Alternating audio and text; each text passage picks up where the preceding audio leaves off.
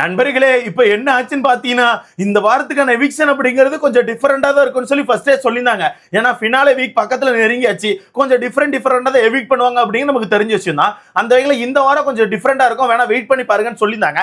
அப்ப நான் நினைச்சேன் வீட்டுக்குள்ள வெட்டியா உட்கார்ந்திருக்க ஆதிரை, சும்மா சொம்படிச்சிட்டு இருக்க அமித், இந்த ரெண்டு பேர்ல யாரோ ஒருத்தர் தான் வெளியே போவாங்க. சரி ஓகே, பிரச்சனை கிடையாதுன்னு பார்த்தா எஃப்ஜே தூக்கிட்டாங்க ப்ரோ.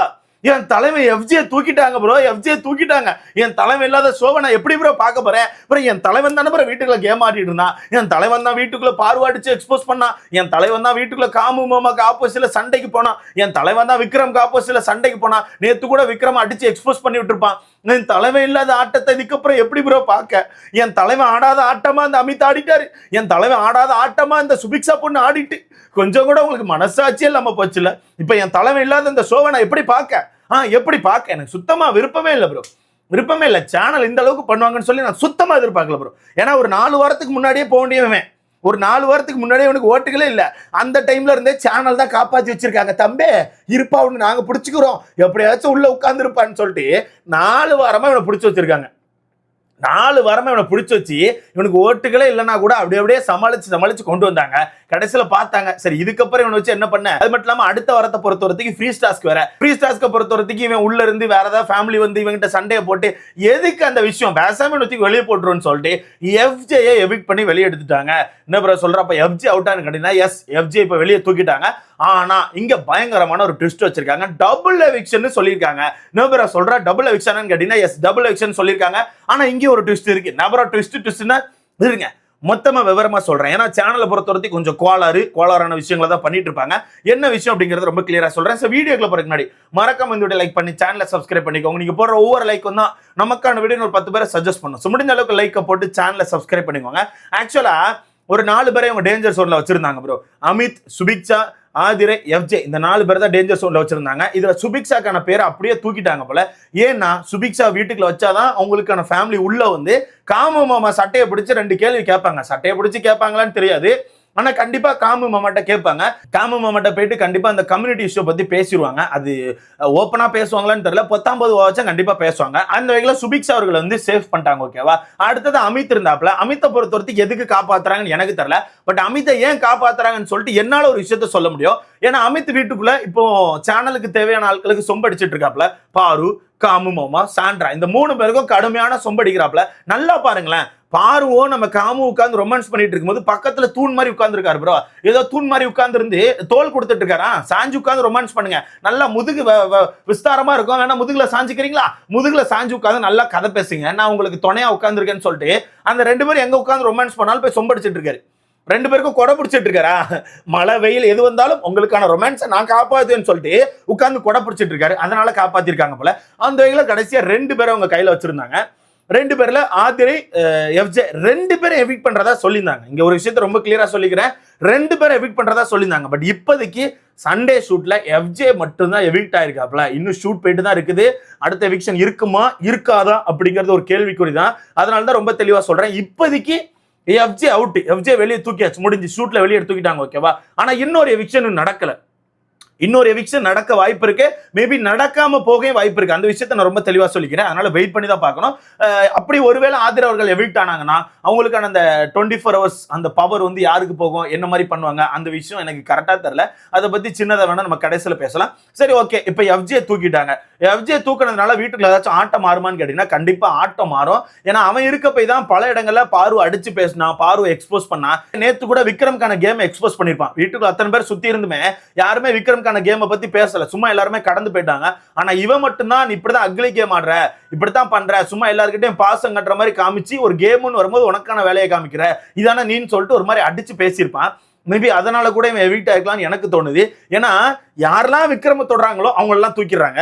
நல்லா யோசிச்சு பாருங்க. இதுக்கு முன்னாடி வியானா அவர்கள் விக்ரம பத்தி பல விஷயத்தை எக்ஸ்போஸ் பண்றாங்க பேர்ல ஒரு மாதிரி அங்கேயுமா விக்ரம பத்தி பேசிட்டு சுத்திட்டு இருந்தாங்க. இப்ப விக்ரம தூக்கிட்டாங்க. அடுத்ததா நேத்து எஃப்ஜே வந்து விக்ரம எக்ஸ்போஸ் பண்றாங்க பேர்ல நேத்து ஒரு சண்டையை போட்டு ஒரு மாதிரி அடிச்சு பறக்க விட்டுருமா. இப்ப எஃப்ஜே தூக்கிட்டாங்க. இதுக்கப்புறம் இந்த வீட்டுக்குள்ள யார் எக்ஸ்போஸ் கேம் ஆட போறாங்கன்னு தெரியல. பட் இதுக்கப்புறம் கேம் ஆட இடம் இல்ல ப்ரோ. சிம்பிளா சொல்ல போனா கேம் ஆட இடம் இல்லை, அவ்வளவுதான், முடிஞ்சு போய் ஷோவே முடிஞ்சு. ஷோ முடிஞ்சு ஓகேவா. அடுத்த வாரம் ஃபேமிலி ரவுண்டு. ஸோ ஃபேமிலி ரவுண்டை பொறுத்தவரைக்கும் எனக்கு தெரிஞ்சு பெருசாக யாரையும் எக்ஸ்போஸ் பண்ண போறதில்ல, யாரும் சண்டை போட போறதில்ல, ஒரு மாதிரி நார்மலா போயிடும். அதுக்கப்புறம் டிக்கெட் ஃபினாலே பொறுத்தவரைக்கும் அங்கேயும் யாரும் பெருசா சண்டை செய்ய மாட்டாங்க. இருக்கிற டாஸ்க்கை செஞ்சுட்டு அப்பாட்டு போயிட்டு இருப்பாங்க. அந்த வகையில் எனக்கு தெரிஞ்ச அவ்வளவுதான், ஷோ முடிஞ்சு. அதனால எஃப்ஜே தூக்கிட்டாங்க. இன்னும் ஆதிரை அவர்களை எவிக்ட் பண்ணல. அந்த விஷயத்தை நான் ரொம்ப தெளிவா சொல்லிக்கிறேன். இன்னும் ஆதிரை அவர்களை எவிக்ட் பண்ணல. ஒருவேளை ஷூட் முடியும் போது ஆதிரை அவர்கள் எவிக்ட் ஆயிட்டாங்கன்னா அடுத்த வீடியோல அப்லோட் பண்றேன். அப்படி அவங்க எவிக்ட் ஆனாங்கன்னா, ஒருவேளை அப்படி அவங்க எவிக்ட் ஆனாங்கன்னா அவங்களுக்கான அந்த 24 hours பவர் எங்க போகும்னு எனக்கு தெரியல. அது எங்க கொண்டு கொடுக்க போறாங்க, என்ன மாதிரி பண்ணுவாங்கன்னு தெரியல.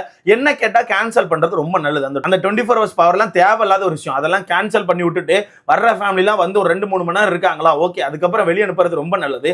அதை விட்டுட்டு 24 hours நீங்க உள்ள வச்சீங்கன்னா ஒண்ணு அங்க பயங்கரமான சிம்பத்தி கிரியேட் ஆகும், இல்ல அவங்க வந்து வீட்டுக்குள்ள இருக்க பல பேரை டவுன் பண்ணி பேசுவாங்க, ஏகப்பட்ட சம்பவம் நடக்கும். அதெல்லாம் தேவையில்லை. சீசன் முடிஞ்சு எண்ட்ல நிக்கிறோம். எண்ட்ல நிற்கும் போது என்ன பண்ணணும், அவங்கள அப்படியே விட்டுணும். அவங்களுக்கான கேம் அவங்க ஆர்டர் சொல்லி விட்டுணும். அதை விட்டுட்டு ஃபேமிலி உள்ள உட்கார வச்சு அதை வச்சு ஒரு கண்டென்ட் கிரியேட் பண்ணி அது மூலமா ஒரு டிஆர்பி பார்த்து தேவையில்லாத விஷயம் எனக்கு தோணுது. ஏன்னா அப்படி வச்சா எனக்கு தெரிஞ்சு பாருக்கான ஃபேமிலி வரதே கஷ்டம் தான். ஏன்னா பாரு பண்ற விஷயங்கள்லாம் அவ்வளவு மோசமா இருக்கு, அவ்வளவு மோசமா பண்ணிட்டு இருக்காங்க. இன்னைக்கெல்லாம் பாத்தீங்கன்னா ஃபுல் ரொமான்ஸ் மோடு தான், ஃபுல் ரொமான்ஸ் மோடு. அப்படியே ஃபுல்லா கொஞ்சிறது என்ன, கொஞ்சி கொலாயிறது என்னன்னு ஒரு மாதிரி ஃபுல் ரொமான்ஸ் மோட்ல தான் போயிட்டு இருக்காங்க. இது எங்க போய் முடிய போதும் எனக்கே தெரியல. பார்க்கலாம், வெயிட் பண்ணி பார்க்கலாம். அவங்களுக்கான ஃபேமிலி வீட்டுக்குள்ள வந்து அதை பேசி அதை ஓரளவு கரெக்ட் பண்ணுவாங்கன்னு எனக்கு தோணுது. முக்கியமா காமு மாமாக்கான ஃபேமிலி ஆச்சும் ஓரளவு கொஞ்சம் கரெக்டான அட்வைஸை கொடுத்து, இப்படி இருடா அப்படி இருடா, இந்த மாதிரி விஷயங்கள் தேவையில்லாத விஷயங்கள்ரா, இதை பார்த்து பண்றான்னு சொல்லிட்டு கொஞ்சமாச்சும் அட்வைஸ் கொடுப்பாங்க நான் நம்புறேன். ஸோ வெயிட் பண்ணி பார்க்கலாம் என்ன நடக்குன்னு சொல்லிட்டு. ஸோ இதை பத்தி உங்களுக்கான கருத்தை மறக்காம கமெண்ட்ல போடுங்க. எஃப்ஜே தூக்கியாச்சு, அப்ப இப்போதைக்கு 12 பேர் இருக்காங்க. அப்படி ஆதரையும் தூக்கிட்டாங்கன்னா வீட்டுக்குள்ள 11 பேர் இருப்பாங்க. 11 பேரை வச்சு அந்த ஃப்ரீ டாஸ்க் முடிக்கும் போது எனக்கு தெரிஞ்சு கடைசியில் அப்புறம் ஒருத்தரை தான் தூக்கினாலும் தூக்குவாங்க. அதுக்கப்புறம் 10 பேரை வைப்பாங்க. 10 பேரை வச்சு அந்த டிக்கெட் ஃபினாலே டாஸ்க் நடத்தி அதுல 2 பேரை தூக்குனா அதுக்கப்புறம் 8 பேர் பணப்பெட்டிக்குள்ள போவாங்க. 8 பேர் பணப்பெட்டிக்குள்ள இருந்து அங்க 2 பேரை தூக்குனா 6 பேர் இந்த ஃபினாலே வீக் போவாங்க. 6 பேர் ஃபினாலே வீக்ல இருக்கும்போது அந்த ஃபினாலே வீக்ல ஒருத்தர் மட்டும் எவிக்ட் பண்ணி 5 பேரை கடைசி வரைக்கும் கொண்டு போற மாதிரி கொண்டு போய் அப்படியே ஒவ்வொருத்தரா கழட்டி விடுவாங்கன்னு எனக்கு தோணுது. ஒருத்தர் மட்டும் மிட் வீக் எக்ஷன் மாதிரி வச்சுட்டு 5 பேரை அப்படியே கடைசி 2 நாள் 3 நாள் வைக்கிற மாதிரி வச்சு அப்படியே ஒவ்வொருத்தரையும் டக்குன்னு கலத்தி விட்டு கடைசியில் 2 பேரை ஸ்டேஜுக்கு கூட்டு போவாங்கன்னு எனக்கு தோணுது. ஸோ வெயிட் பண்ணி பார்க்கலாம். இந்த மாதிரி தான் நடக்க வாய்ப்பு இருக்கு, வேற எதுவும் சேஞ்சஸ் இருக்க வாய்ப்பு இல்லை. பட் இன்னும் ஆதிரை எவிக்ட் ஆகலப்பா, அதை சொல்லிக்கிறேன். சண்டைக்கான ஷூட் வந்து இன்னும் போயிட்டு தான் இருக்கு. இன்னும் ஆதிரை எவிக்ட் பண்ணல. அப்படி ஒருவேளை எவிக்ட் ஆனாங்கன்னா அடுத்த வீடியோல கண்டிப்பா அப்லோட் பண்றேன். எஃப்ஜேக்கான எவிக்ஷனை பத்தி உங்களுக்கான கருத்து என்ன, ஃபேரா அன்ஃபேரா, இதை பத்தி உங்களுக்கான கருத்தை மறக்காம கமெண்ட்ல போடுங்க. ஏன்ட்ட கேட்டீங்கன்னா நான் ஒரு வகையில் அன்ஃபேர்னு சொல்லுவேன். ஏன்னு கேட்டீங்கன்னா வீட்டுக்குள்ள எஃப்ஜேயை விட மொக்கையா கண்டென்ட் கொடுத்துட்டு இருக்க அமித் சுபிக்ஷா எல்லாம் இருக்கும்போது எஃப்ஜே வெளியே போறது எனக்கு கொஞ்சம் வருத்தமா தான் இருக்கு. ஏன்னா அவனை பொறுத்தவரைக்கும் ஏதாச்சும் ஒரு டாஸ்க்னு வந்தா அந்த டாஸ்க்ல சண்டை கிண்டே போட்டு யாராச்சும் எக்ஸ்போஸ் பண்றான், டாஸ்க்கை நல்லா ப்ளே பண்றான், ஏதாவது ஒன்று பண்றான். ஆனா சுபிக்ஷா எல்லாம் எனக்கு தெரிஞ்சு அந்த அளவுக்கு இல்ல. அந்த பொண்ணு சும்மா அங்கேயுமா கடல் பாட்டை பாடிட்டு அந்த பக்கமா சுத்திட்டு இருக்க தவிர அந்த பொண்ணுகிட்ட இருந்து பெருசா கண்டென்ட்லாம் இல்ல. அடுத்தது அமித்தை பொறுத்தவரைக்கும் முழு சொம்பா மாறிட்டாப்ல. அந்த மனுஷன் யாருக்கிட்டே நேருக்கு நேராக கூட சண்டை போட மாட்டேங்காரு. அப்படியே போயிட்டு பின்னாடி உட்காந்து பேசுவார். இப்போ திவ்யாக்கும் அமித்துக்கும் செட் ஆக மாட்டேங்குது. ஆனா அவர் நேரா திவ்யா கிட்ட போய் பேசுவாரான்னு கேட்டீங்கன்னா வாய்ப்பே கிடையாது. திவ்யா கிட்ட போய் பேச மாட்டேங்காரு. அந்த பக்கமா வந்து உட்காந்து யாராச்சும் திவ்யாவை தப்பா பேசிட்டு இருந்தா உடனே அந்த பக்கம் நின்று அவங்க கூட சேர்ந்துக்கிட்டு ஆமா திவ்யா இப்படித்தான் பண்ணிட்டு இருக்கா, திவ்யா ஒரே இப்படித்தான் பண்றான்னு சொல்லிட்டு ஒரு மாதிரி திவ்யா பிடிச்சி அடிச்சிட்டு இருக்காப்ல. இதான் வேலையா வச்சிருக்காப்ல. ஒருவேளை அதனாலேயே வீட்டுக்குள்ள சேவ் பண்ணி வச்சிருக்காப்ல போல. சரி ஓகே, தொடர்ந்து கூட பிடிங்க. ஃப்ரீ டாஸ்க்லயாச்சும் யாராச்சும் போய் அட்வைஸ் கொடுத்தீங்கன்னா கரெக்டா இருக்கும். இல்லாட்டினா அந்த மனுஷன் கடைசி வரைக்கும் கொடை பிடிச்சிட்டு எதுக்கு உள்ள வந்தாரு என்ன பண்ணாருன்னு தெரியாம இந்த வீட்டோட வெளியே இருந்துருவாரு. ஸோ இதை பத்தி உங்களுக்கான கருத்தை மறக்காம கமெண்ட்ல போடுங்க. அடுத்த பார்க்கலாம்.